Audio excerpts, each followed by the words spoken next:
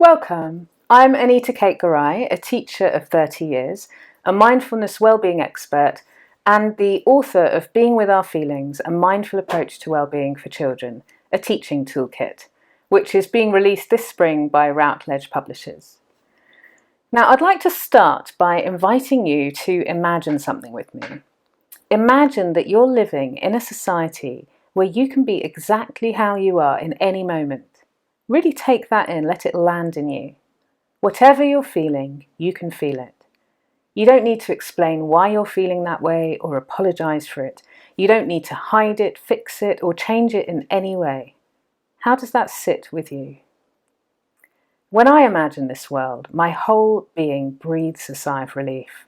Something deep inside relaxes. Now, if you had asked me a few years ago, I would have had a very different response.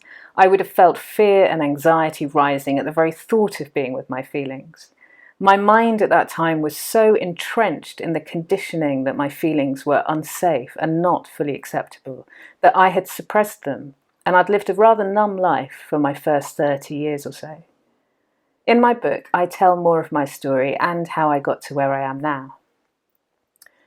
So, why is being with our feelings something that we need to learn to do? Are we not being with them already? Well, the simple answer for the majority of us is no.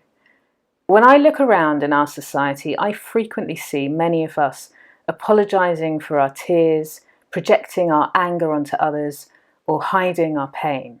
As teachers, we already know learning about feelings is an essential part of well-being. We teach children to name their feelings, and we teach strategies to manage their feelings. This could be how to calm down when they're angry or cheer up when they're sad.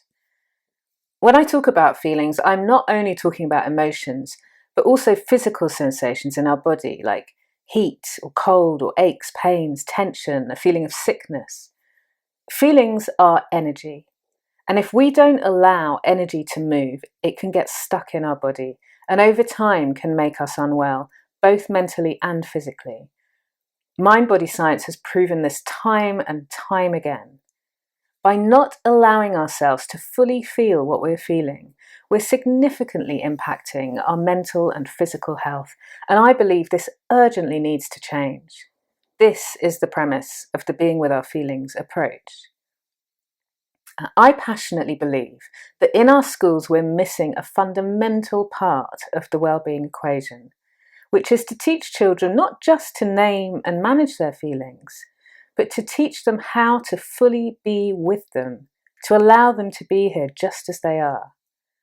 Developing healthy relationships with their feelings can have a critical impact on their health, their relationship with themselves, and their behaviour towards each other. Being with our feelings not only has a positive impact on children's well-being, but also on our own as the teachers and the carers of these children. Here are some of the outcomes of implementing Being with Our Feelings in your school. As teachers, we are already committed to diversity and inclusion. We do our best to ensure that we include all cultures, religions, genders, and needs.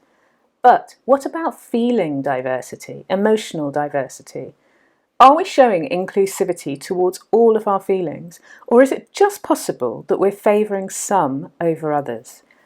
I have no doubt we have good intention to include all feelings in schools, but in reality, when the uncomfortable and the challenging ones arise in your classroom, for instance, how do you behave towards them? And when an uncomfortable feeling arises in yourself, how do you behave towards it? In the teaching toolkit, I include a time to reflect as part of each teaching activity. So let's have our own time to reflect on this right now. Do you believe that some feelings are positive and some are negative? Do you see some feelings as right and some as wrong? Do some feelings feel safe and others feel unsafe? Are there some feelings that you welcome and some that you reject? Which feelings do you push away, avoid, or suppress? So, where have our beliefs and behaviours towards certain feelings come from? Why do we push some away? We are likely to have started turning away from certain feelings when we began to receive messages that these particular ones were somehow unwelcome or unsafe.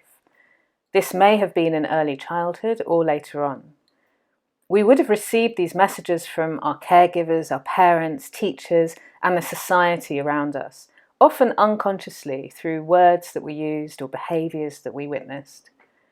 These adults were most likely passing on beliefs and behaviours that they themselves had received from their caregivers and their society.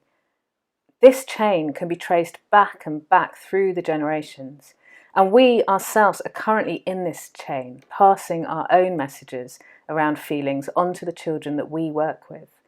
And now we're the adults, we have a great opportunity to break this chain.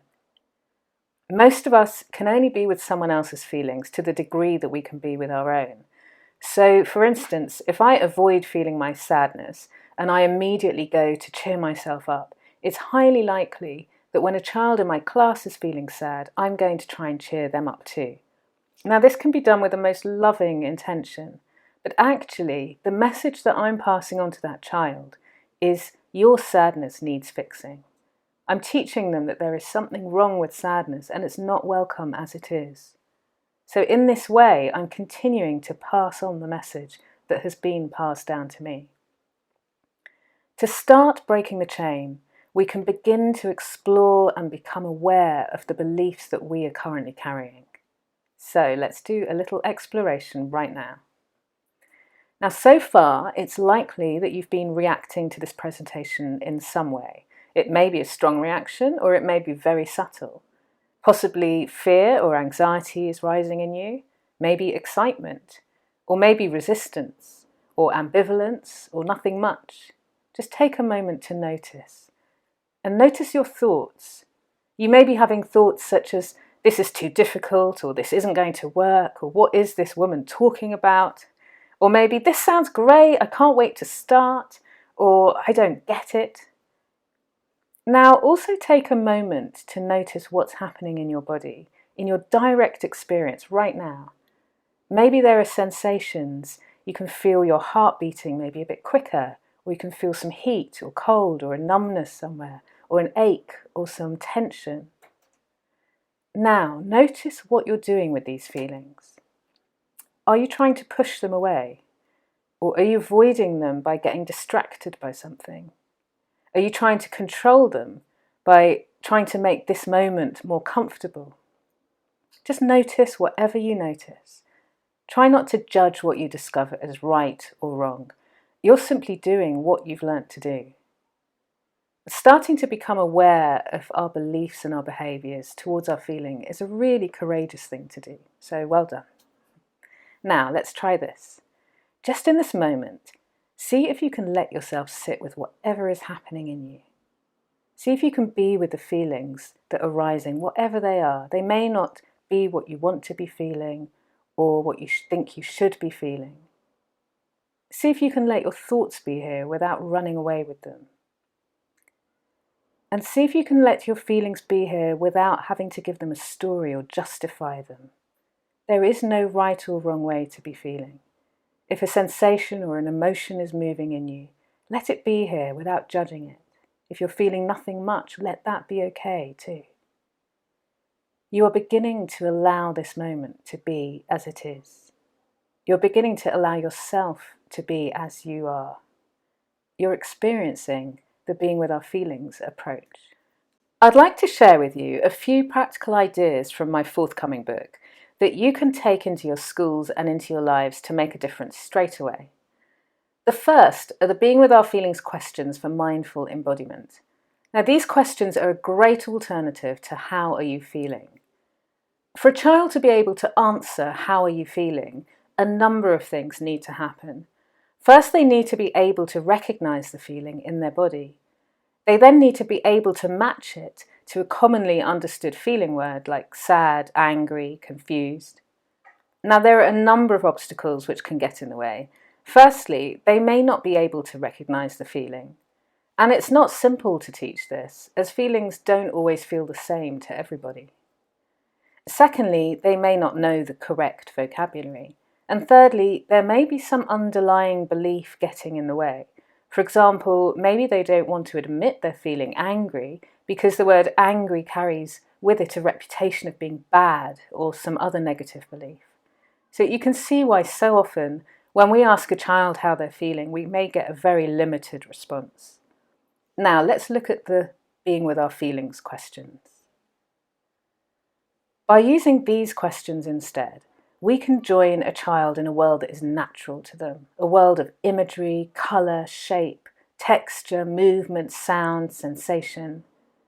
Being able to express how they're feeling in this way allows them to explore their feelings with much more creativity.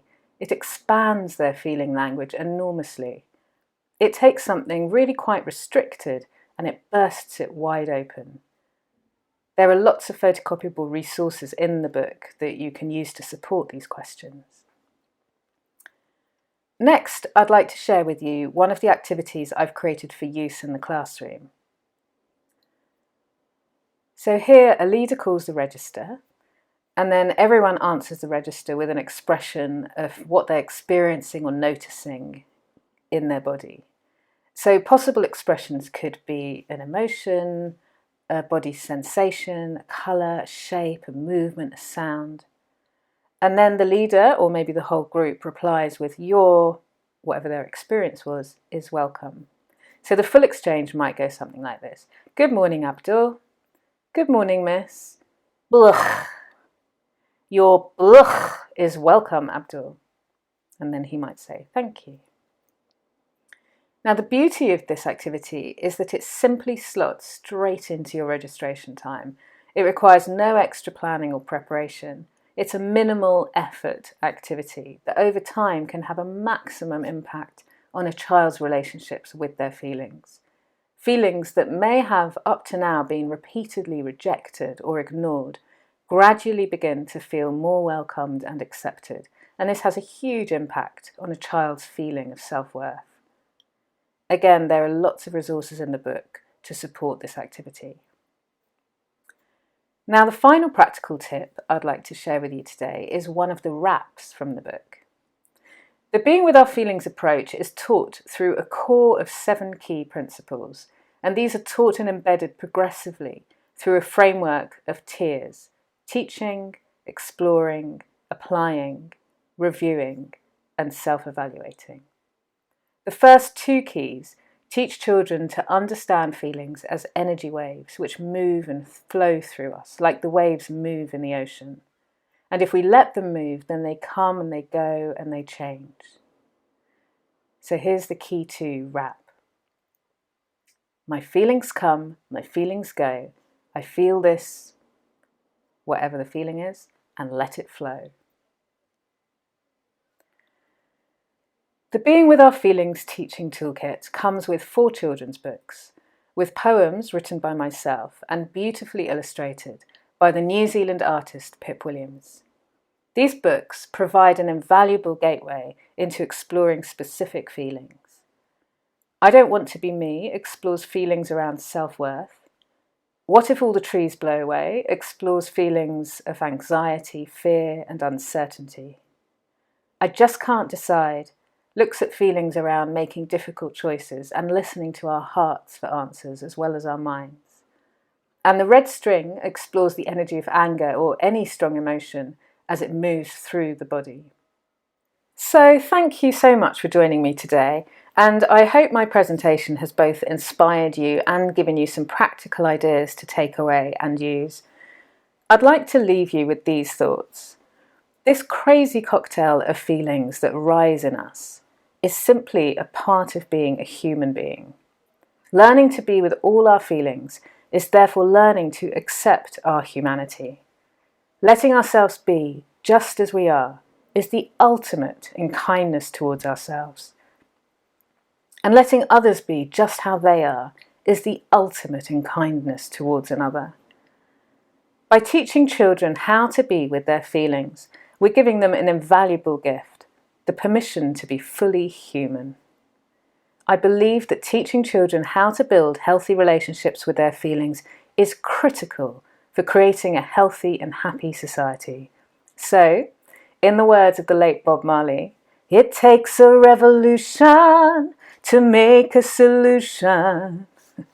Currently in our society, the being with our feelings approach does feel to be somewhat of a revolution, a feelings revolution.